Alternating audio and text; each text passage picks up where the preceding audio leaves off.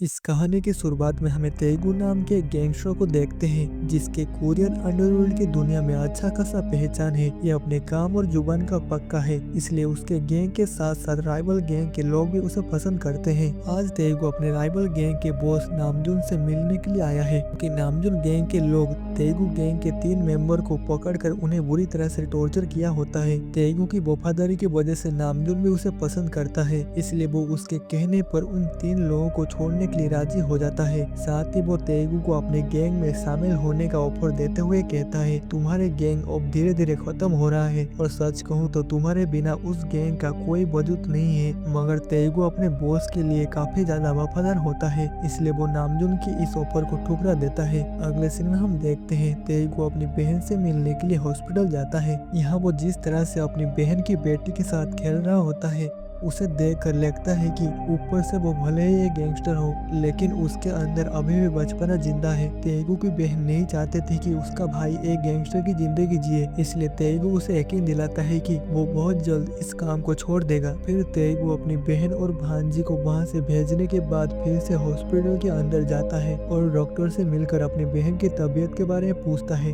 Doctor उसे बताते हैं कि उसके बहन के पास जीने के लिए ज्यादा समय नहीं है, क्योंकि उसे जो बीमारी हुई है उसका कोई इलाज नहीं है। और यहाँ में पता चलता है कि वो उसकी सगी बहन नहीं है। इसके कुछ देर बाद तेगु के पास एक कॉल आता है जिसमें उसका एक गैंग मेंबर उसे बताता है कि उसकी बहन की कार का एक्सीडेंट हो गया है, जिसके चलते तुम्हारी बहन और भांजी ऑन द स्पॉट मारे गए। तेगु को इस दुनिया में उन दोनों के अलावा और कोई नहीं था, इसलिए अचानक हुई घटना से वो अंदर ही अंदर टूट जाता है। फ्यूनरल वाले दिन अपने गैंग मेंबर के साथ साथ तेगु का बॉस पार्क भी वहां आता है और इस घटना पे अफसोस जताते हुए तेगु से कहता है, ये सब कुछ हमारे राइवल गैंग के बॉस नामजुन ने करवाया है, क्योंकि तुमने उसके गैंग में ज्वाइन होने से मना कर दिया था और एक्सीडेंट करने वालों को लगा होगा कि तुम भी उस कार में बैठे होगे। जो सुन तेगु बिना ज्यादा सोचे समझे अपने बॉस से राइवल गैंग के बॉस नामजुन को खत्म करने का परमिशन मांगता है। पार्क जानता है इससे बहुत बड़ी गैंग और छिड़ सकती है, लेकिन फिर भी वो तेगु को परमिशन दे देता है। कुछ दिन बाद नामजुन से मिलने के लिए तेगु एक प्राइवेट बाथ हाउस में जाता है। नामजुन ने मीटिंग के लिए ये जगह इसलिए चुनी क्योंकि यहाँ सब लोग बिना कपड़ों के होते हैं, तो यहाँ किसी भी तरह का हथियार छुपा के नहीं ला सकते। नामजुन तेगु से कहता है, मुझे तुम्हारी बहन का मरने का बहुत अफसोस है, और वो ये भी बताता है कि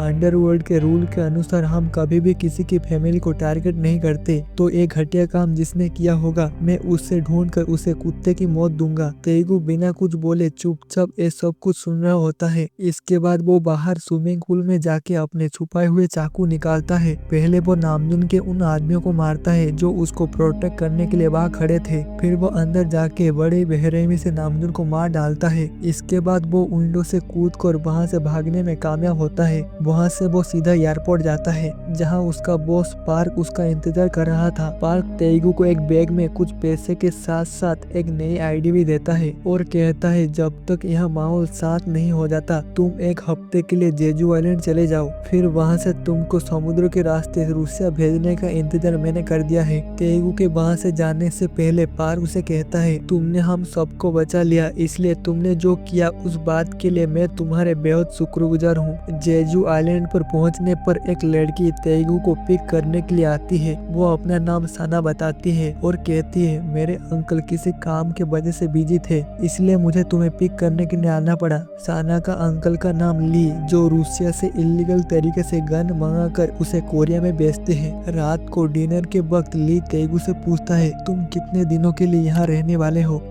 जिसके जवाब में तेगु कहता है, 1 हफ्ता या उससे भी ज्यादा समय लग सकता है। इधर सना तेगु के साथ बिल्कुल भी अच्छा ट्रीट नहीं कर रही थी, क्योंकि वो गैंगस्टर टाइप लोगों को बिल्कुल भी पसंद नहीं करती, इसलिए वो उसे कहती है, जितना जल्दी हो सके तुम यहाँ से चले जाना। दूसरी तरफ तेगु का बॉस पार्क अपने राइवल गैंग को पूरी तरह से खत्म करने का प्लान बनाता है। वो अपने सारे आदमियों को अपने राइवल गैंग को खत्म करने के लिए भेजता है, लेकिन उल्टा राइवल गैंग उन पर भारी पड़ते हैं, जिस वजह से पार्क के ज्यादातर आदमी या तो मारे जाते या पकड़े जाते हैं। और सबसे ज्यादा शौक पार्क को तब लगता है जब उसे पता चलता है कि राइवल गैंग का बॉस नाम नामजुन अभी भी जिंदा है और उसका इलाज हॉस्पिटल में चल रहा है। नामजुन का राइट हैंड और इस गैंग का सबसे खतरनाक मेंबर डायरेक्टर चो पार्क को कॉल करके धमकी देता है वो बहुत जल्द उसके साथ साथ उसकी पूरी गैंग को खत्म कर देगा। इधर जेजू आइलैंड में एक सुबह तेगू देखता है कि साना शूटिंग की प्रैक्टिस कर रही थी। उसका जबरदस्त निशाना देखकर वो खुद भी हैरान हो जाता है। फिर एक दिन वो देखता है कि साना कार में बैठे बैठे अचानक बेहोश हो गई। जो देख तेगू घबरा जाता है।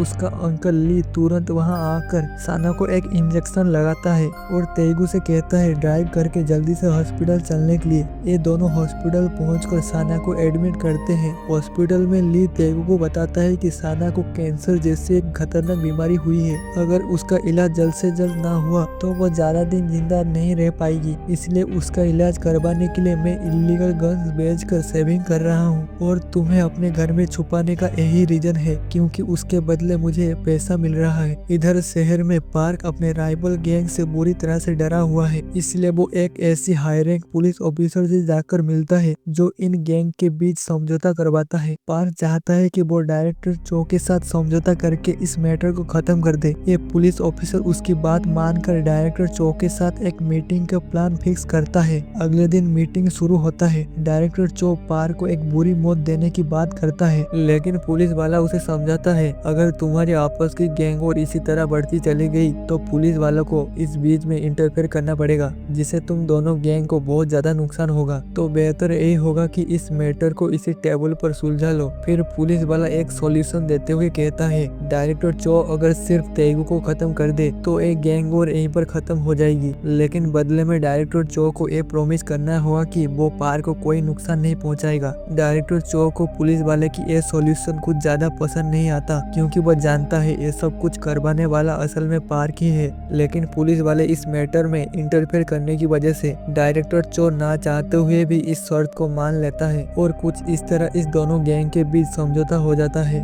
इधर जेजू आइलैंड पर जब साना को होश आता है तो वो बिना डॉक्टर की परमिशन के जल्दी से बेड से उठकर घर जाने के लिए निकल पड़ती है। तेगू को भी ना चाहते हुए भी उसकी बात मानकर उसके साथ जाना पड़ता है। रास्ते पे साना तेगू को कहती है मुझे भूख लगी है। फिर साना एक रेस्टोरेंट सजेस्ट करती है और उससे वहां ले जाने के लिए कहती है। फिर दोनों रेस्टोरेंट में जाके लंच करते हैं और यहाँ हमें देखने को मिलता है कि इतने दिनों में पहली बार साना तेगू के साथ अच्छे से ट्रीट कर रही थी। वो तेगू से पूछती है आखिर तुम किस तरह के गैंगस्टर हो और ऐसा क्या हुआ कि तुम्हें जेजू आइलैंड पर छुपना पड़ा। साना के इन सवालों को तेगू इग्नोर करता है। इसके बाद घोर वापस जाते समय तेगू के पास उसके बॉस पार्क का कॉल आता है। पार्क कहता है यहाँ शहर में गैंग और भी बढ़ रही है इसलिए मैं भी तुम्हारे साथ कुछ समय के लिए रूसिया जाना चाहता हूँ। मैं कल सुबह जेजू आइलैंड पहुँच जाऊंगा। तुम मुझे रिसीव करने के लिए एयरपोर्ट आ जाना। इधर साना के अंकल ली रूसियन माफिया के साथ गन्स की डील कर रहे थे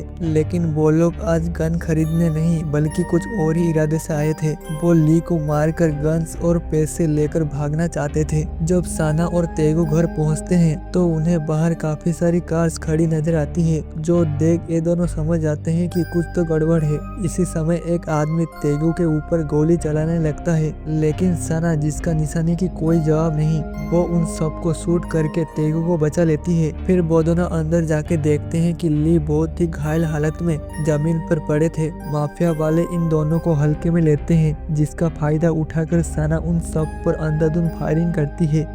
जो देख माफिया वाले अपनी जान बचाने के लिए वहां से भाग जाते हैं। इसके बाद अंकल ली साना के बाहों में दम तोड़ देते हैं। साना अपने अंकल की बॉडी और घर को छोड़कर जाना नहीं चाहती थी लेकिन तेगू जानता है ये जगह अब इनके छुपने के लिए सही जगह नहीं है। वो किसी तरह जबरदस्ती साना को अपने साथ ले जाता है। फिर वो दोनों छुपने के लिए साना के एक रिश्तेदार के घर जाते हैं। कुछ देर बाद साना का जब गुस्सा शांत होता है तो वो तेगू से बात करती है और कहती है मैंने पूरी जिंदगी अपने अंकल से नफरत की है क्योंकि उनके गलत कामों के वजह से मेरे मम्मी पापा को अपनी जान गंवानी पड़ी। लेकिन आज जब वो इस दुनिया में नहीं है तो मुझे महसूस होता है कि मैं बिल्कुल अकेली हो चुकी हूँ। अब मेरे पास मेरा कोई भी फैमिली मेंबर नहीं बचा। शायद मुझे उनसे इतनी ज्यादा नफरत नहीं करनी चाहिए थी। साना के बातों से ये पता चलता है कि अब वो तेगू को पसंद करने लगी है। इसलिए रात को सोते वक्त वो तेगू को अपने साथ सोने के लिए कहती है लेकिन तेगू एक अच्छा आदमी होने का निशानी देते हुए साना की ऑफर को ठुकरा के वहाँ से चला जाता है। अब तेगू और साना अच्छे दोस्त बन चुके थे, इसलिए वो अगले पूरे दिन साथ बिताते हैं। वो काफी ज्यादा घूमते फिरते हैं और एक दूसरे के साथ अपनी जिंदगी की बहुत सारी बातें शेयर करते हैं। इसके बाद तेगू जो अपने बॉस से मिलने के लिए एयरपोर्ट जाने लगता है तो साना उसे रोककर कहती है, मुझे तुम्हारे लिए खतरा महसूस हो रहा है,